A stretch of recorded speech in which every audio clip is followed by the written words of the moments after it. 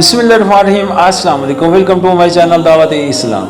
मैं हूं आपका दोस्त शफकत अली ऑफिशियल। उम्मीद करता हूं कि आप सब लोग ईमान के आला दर्जे पे होंगे। सूरह यूनुस की आयत नंबर 16 का तर्जुमा। और कहो, अगर अल्लाह की माशियत यही होती तो मैं ये कुरान तुम्हें कभी ना सुनाता और अल्लाह ताला तुम्हें इसकी खबर तक न देता।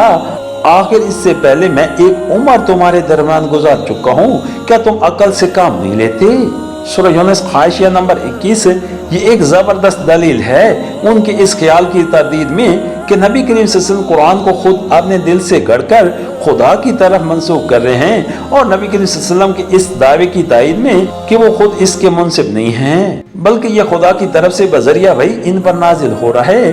दूसरे तमाम दलाल तो फिर निस्बतन दूर की चीज थी, मगर नबी करीम सल्लल्लाहु अलैहि वसल्लम की जिंदगी तो इन लोगों के सामने की चीज थी। आपने नबूवत से पहले पूरे 40 साल इनके दरमियान गुजारे थे, इनके शहर में पैदा हुए, इनकी आंखों के सामने बचपन गुजारा, जवान हुए, अजहेर उम्र को पहुंचे, रहन सहन, मिलना जुलना, लेन देन, शादी ब्याह, अल गर्ज हर किस्म का मुआशरती तल्लक इन्हीं के साथ था, और आपकी जिंदगी का कोई पहलू इनसे छुपा हुआ न था।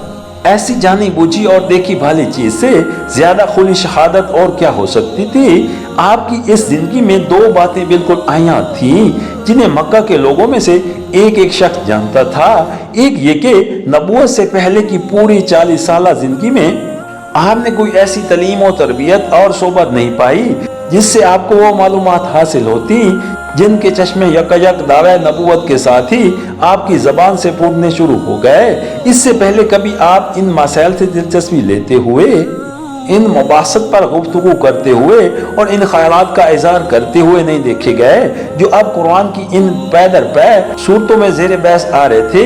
हद यह है कि इस पूरे 40 साल के दौरान कभी आपके किसी गहरे दोस्त और किसी करीब तरीन रिश्तेदार ने भी आपकी बातों और आपकी हरकत और सकनात में कोई ऐसी चीज महसूस नहीं की जिसे इस अजीम शान दावत की तौमीद कहा जा सकता हो जो आपने अचानक 40वें साल को पहुंचकर देना शुरू कर दी।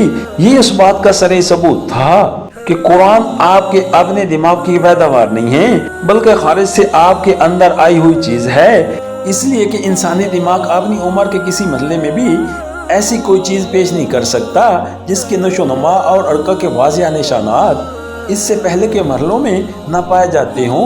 यही वजह है कि मक्का के बाद चलाक लोगों ने जब खुद महसूस कर लिया कि कुरान को आपके दिमाग की पैदावार करार देना सरई तौर पर एक लघु इल्जाम है, तो आखिर को उन्होंने ये कहना शुरू कर दिया कि कोई और शख्स है जो नबी करीम सल्लल्लाहु अलैहि वसल्लम को ये बातें सिखा देता है। लेकिन ये दूसरी बात पहली बात से भी ज्यादा लघु थी, क्योंकि मक्का तो दरकिनार पूरे अरब में कोई इस काबिलियत का आदमी न था जिस पर उंगली रखकर कह दिया जाता कि ये इस कलाम का मुनसिब है या हो सकता है।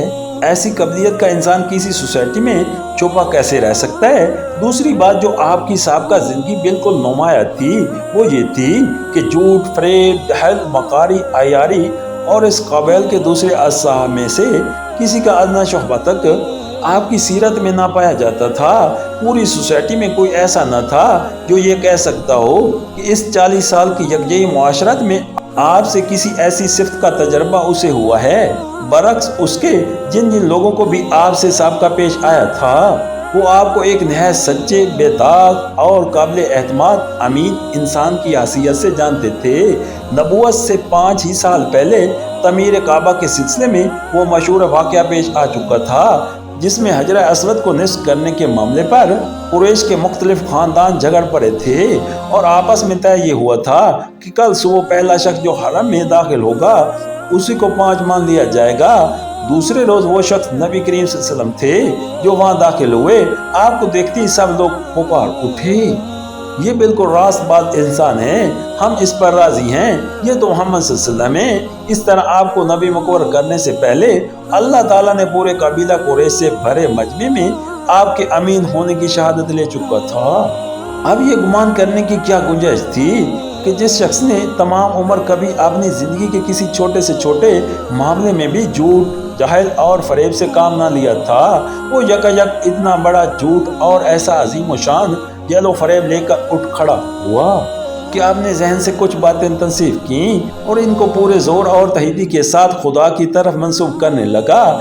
اسی بنا پر اللہ تعالیٰ نبی کریم صلی اللہ علیہ وسلم سے فرماتا ہے کہ ان کے اس بےہودہ الزام کے جواب میں ان سے کہو کہ اللہ کے بندو کچھ عقل سے تو کام لو، میں کوئی بحر سے آیا ہوں، اجنبی انسان نہیں ہوں، تمہارے درمیان اس سے پہلے ایک عمر گزار چکا ہوں، میری سابقہ زندگی کو دیکھتے ہوئے تم کیسے یہ توقع مجھ سے کر سکتے ہو کہ میں خدا کی تعلیم اور اس کے حکم کے بغیر یہ قرآن تمہارے سامنے پیش کر سکتا ہوں؟ مزید تشریح کے لیے ملاحظہ ہو سورہ قصص حاشیہ نمبر 109۔